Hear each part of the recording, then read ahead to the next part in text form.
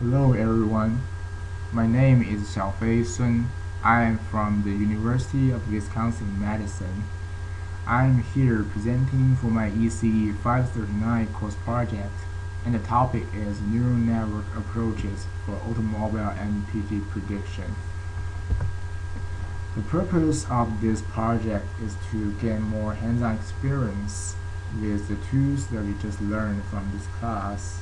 And also it is because nowadays the fuel economy has become a great concern as many people are paying more and more attention to things like energy, environment, and budget. And therefore it is very important to know if the fuel has been consumed efficiently or not. One important measure is the MPG, the miles per gallon of vehicles. And as we know, the MPG value varies from vehicle to vehicle depending on the model specification and also the conditions of the vehicles. There are databases online available that we can check the MPG value corresponding to a specific model of vehicle. But building such a big database requires a huge amount of data because as we know there are so many different types of vehicles. And also usually this kind of database only takes into account the models, but the influence of the condition of vehicle usually is not included. And therefore the objective is to build a neural network models to predict the MPG value based on the given specifications and conditions. Two different kinds of neural network models will be implemented. They are the MLP, the multi-layer perceptron, and the RBF, the radio basis function.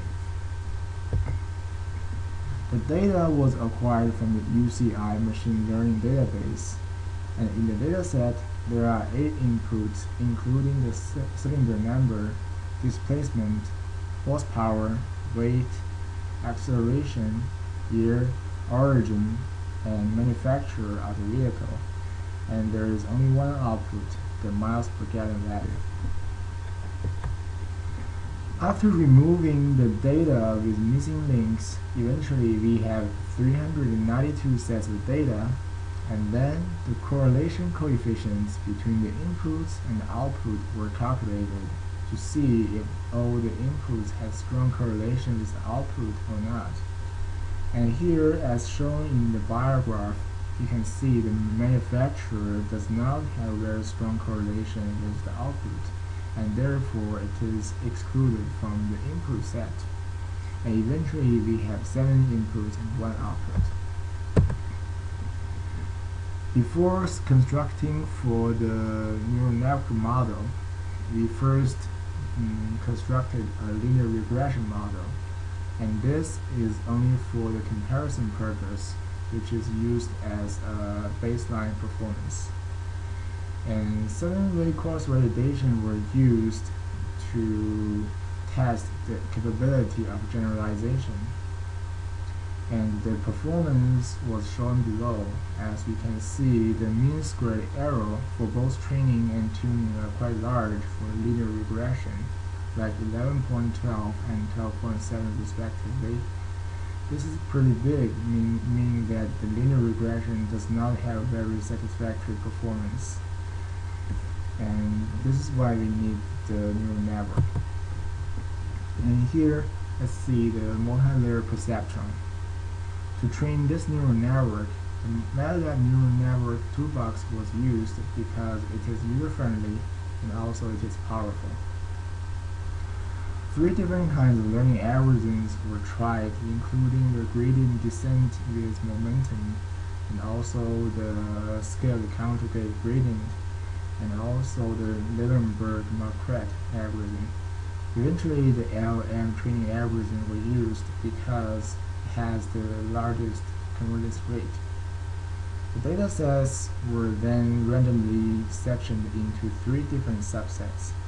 60% of all the training data were used for training, and 20% were used for validation, which is like early stopping criteria, and the last 20% were used for testing. by trials and errors, the structure of the multi-layer perceptron were decided to be 7, 12, 1, meaning we have a 7 input node and 12 neurons in the hidden layer and 1 output neuron. And log sigmoid function was used for the hidden layer and the linear function was used for the output layer. The performance of the MLP was shown below. The training MSE is equals to 4 and the test MSE is 5. Compared with the linear regression, we can see the improvement. And the conclusion in the future work. As I just mentioned, the MLP yields better performance than the linear regression model after fine-tuning.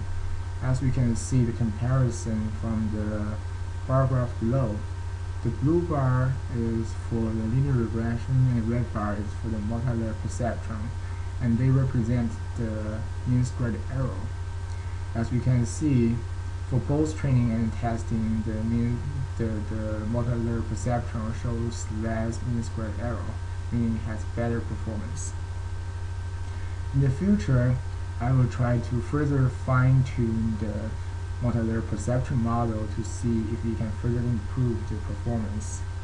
And also, I will construct a radio basis function model and compare it with the performance of NLP, as well as the efficiency of model construction. And this is the end of the presentation. If you have any questions, please let me know. Thank you very much.